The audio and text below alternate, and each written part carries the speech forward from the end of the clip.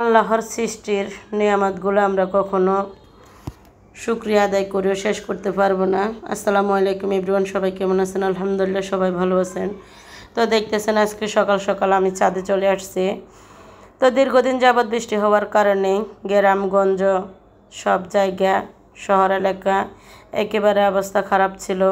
তো যাই হোক আলহামদুলিল্লাহ অনেকদিন পরে আজকে রোদ উঠেছে, রোদের তাপমাত্রাটাও খুব ভালো ছিল। তো অবশেষে আমি ছাদে চলে আসছি। তো দেখতেছেন আমার ছাদ থেকে আমি ওই বর্ডারের একটু ভিউ নিয়েছি। এই পরিবেশটা আমার কাছে অনেক ভালো লাগে।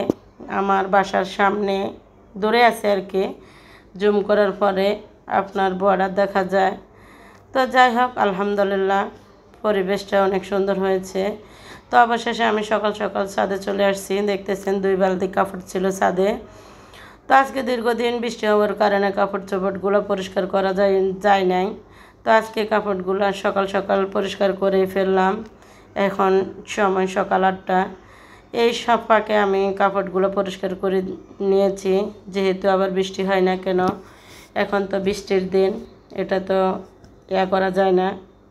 তো যাই হোক অবশেষে আমি ছাদে চলে আসলাম, অনেকগুলো কাপড়ে পরিষ্কার করে ফেলেছি।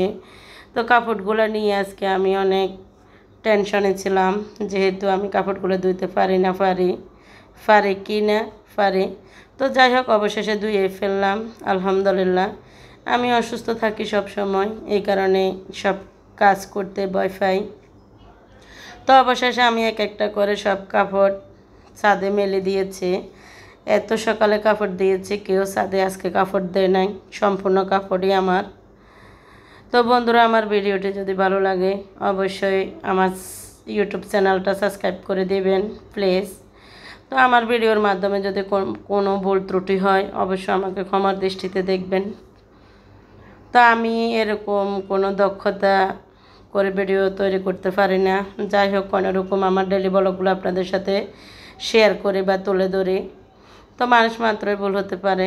তো যাই হোক অবশেষে আমার কাপড়গুলো সম্পূর্ণ মেলে দেওয়া শেষ।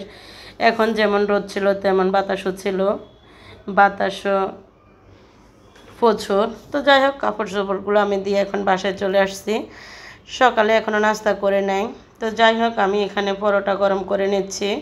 শরীফ সিমরান নাস্তা করে ওরা স্কুলে চলে গেছে, আমি সিমি রয়ে গেলাম। তো এখন আমরা মা মেয়ে নাস্তা করব।